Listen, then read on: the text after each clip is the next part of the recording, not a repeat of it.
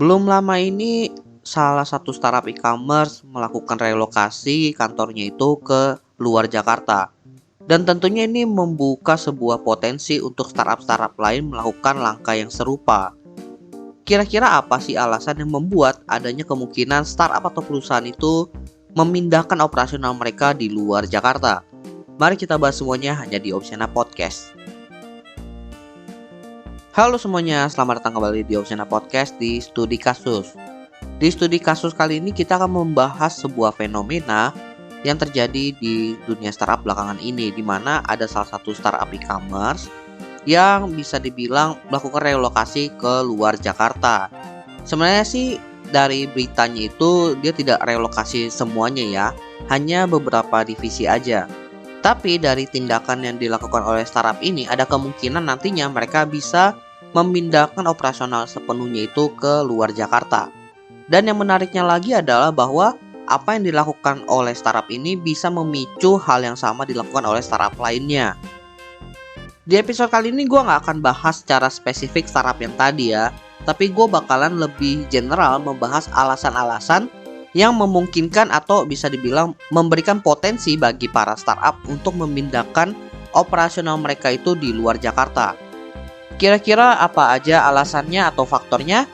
Mari kita mulai pembahasannya. Mulai dari yang pertama, karena tingginya upah minimum di Jakarta. Meskipun upah minimum di Jakarta itu bukan yang paling tinggi se-Indonesia, tapi tergolong salah satu yang tertinggi. Dan tentunya ketika kita bicara soal upah minimum, artinya gaji paling kecil yang harus diberikan oleh perusahaan itu harus mengikuti aturan upah minimum tadi. Terutama kalau operasionalnya di Jakarta, berarti ngikutin upah minimum Jakarta. Sehingga kalau mereka itu ingin meng-hire orang baru yang latar belakangnya itu masih fresh graduate, upah minimumnya itu harus mengikuti standar Jakarta. Tapi perlu digarisbawahi bahwa banyak startup dan perusahaan itu yang meng-hire karyawan yang masih fresh graduate dengan gaji di atas dari upah minimumnya sedikit, sehingga nggak mentok-mentok di upah minimum. Karena polanya seperti itu, sehingga sangat menguntungkan kalau seandainya startup tadi memindahkan operasional perusahaan mereka sepenuhnya ke luar Jakarta, terlebih memilih kota dengan upah minimum yang di bawah dari Jakarta.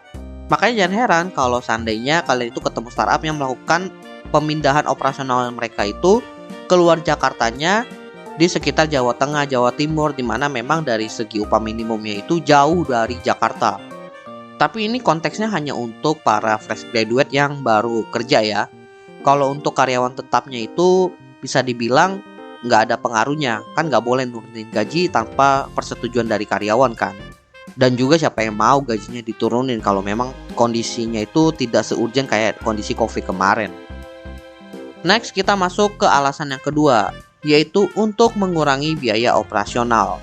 Ya ini adalah alasan yang standar lah ya, dimana memang perusahaan itu merasa bahwa operasional mereka itu secara cost udah lumayan gede sehingga mereka harus melakukan efisiensi. Nah kata kuncinya di sini efisiensi, dan kalau kalian udah mendengar kata efisiensi pasti kalian udah tahu lah ngarah-ngarahnya kemana kan. Biasanya proses efisiensi biaya ini dilihat dulu dari sisi pengeluaran yang paling gede. Kalau di Jakarta tentunya itu biaya gedung, kalau memang perusahaan itu masih nyewa gedung. Dan ketika kita udah bicara gedung, tentunya ada biaya lain-lainnya seperti biaya listrik, biaya maintenance, dimana tentunya dari segi biaya ini bisa ditekan kalau mereka pindah ke daerah yang memang dari segi penyewaan gedungnya itu jauh lebih murah. Sehingga ada kemungkinan pun mereka nggak perlu pindah ke daerah-daerah yang lumayan jauh seperti Jawa Tengah. Mungkin pindah ke daerah Tangerang juga masih bisa, ke daerah Bogor masih bisa selama biaya gedungnya itu masih jauh di bawah Jakarta. Sebenarnya lebih tepatnya jauh di bawah gedung terakhir yang mereka sewa. Dan kebetulan itu di Jakarta. Tapi ketika kita bicara soal efisiensi biaya, tentunya ini bisa dibilang juga sebagai cara halus untuk melakukan PHK. Kenapa gue bilang cara halus? Karena di sini itu dari perusahaan tidak melakukan pemecatan karyawan, melainkan mereka itu memindahkan karyawan ke daerah yang bisa dibilang tidak terjangkau oleh karyawannya kecuali mereka ikutan pindah. Jadi bisa dibilang memindahkan hidup mereka juga bersamaan dengan kantor mereka. Dan tentunya kalau udah bicara soal memindahkan hidup, ini kan diskusinya udah sampai ke keluarga juga kan. Dan biasanya kalau pindahnya itu lumayan jauh dan keluarga nggak setuju, mau nggak mau karyawan tersebut harus memutuskan resign dari kantor tersebut. Sehingga untuk mengisi kekosongan tersebut, si perusahaan bakalan nyari orang baru di daerah tempat mereka pindah nanti. Dan itu balik lagi ke poin yang pertama, terkait upah minimum tadi. Jadinya kan dari sisi biaya akhirnya terpotong karena ada karyawan yang secara sukarela resign. Dan ditambah juga ya karena si karyawan ini bisa dibilang sukarela resignnya, jadinya dari sisi perusahaan itu nggak perlu membayarkan hak-hak yang bisa dibilang kalau mereka melakukan PHK seperti pesangon dan lain-lain. Alasan yang ketiga, karena Jakarta memang sudah bukan kota satu-satunya untuk perkembangan startup. Ya nggak bisa dipungkiri bahwa pada masa kejayaan startup itu, kota Jakarta menjadi salah satu kota yang sangat mendukung perkembangan startup. Sebenarnya sih bisa dibilang Jakarta dan sekitarnya ya, tapi untuk titik pusatnya itu tetap di Jakarta. Karena apa? Karena ya venture kapitalis di sana juga ada, working space juga banyak, kemudian gedung-gedung yang bisa disewakan juga banyak, fasilitas internet juga cepat. Pokoknya ekosistem perkembangan startup di Jakarta itu sangat terjamin lah. Tapi seiring berjalannya waktu, pemerintah daerah juga ikutan membangun kota mereka dengan sangat baik. Sehingga ekosistem-ekosistem yang dulunya bisa ditemukan di Jakarta sudah bisa ditemukan di kota-kota lain. Meskipun bisa dibilang perkembangannya itu belum merata dan belum banyak, tapi setidaknya dari sisi startup, perusahaan itu sudah punya beberapa pilihan untuk melakukan pemindahan itu. Jadi nantinya startup yang melakukan pemindahan itu, mereka tinggal beradaptasi dengan tempat baru mereka. Dan kalau mungkin mereka itu ingin nambah fasilitas, mereka tinggal nambah fasilitas kecil yang memang spesifik buat mereka aja, karena memang sudah disediakan dari pemerintah daerah tersebut. Alasan yang keempat, karena sistem kerja hybrid dan juga work from home. Ya bisa dibilang pandemi COVID itu merubah sistem kerja secara keseluruhan bahkan sampai sekarang. Meskipun sekarang banyak perusahaan besar yang bilang bahwa work from home maupun hybrid itu tidak efektif, tapi untuk sebagian perusahaan justru itu efektif. Dan gak sedikit juga yang mempertahankan sistem kerja hybrid dan juga WFH, terutama dari sisi startup. Dan sebenarnya ya kalau mereka itu sudah menerapkan WFH 100% dan juga hybrid 100%, sebenarnya perusahaan tersebut atau startup tersebut itu udah gak butuh kantor, karena mereka itu udah bisa berinteraksi melalui media digital.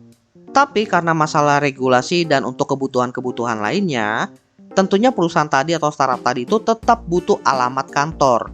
Sehingga mau nggak mau mereka harus menyediakan alamat.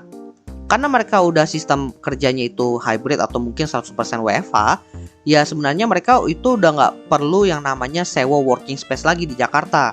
Mereka udah bisa pilih lokasi yang paling dekat dengan, biasanya sih dekat dengan founder ya.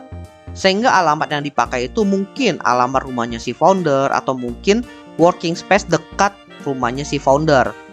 Dan kalau memang rumah foundernya itu di luar Jakarta, ya berarti working space di luar Jakarta.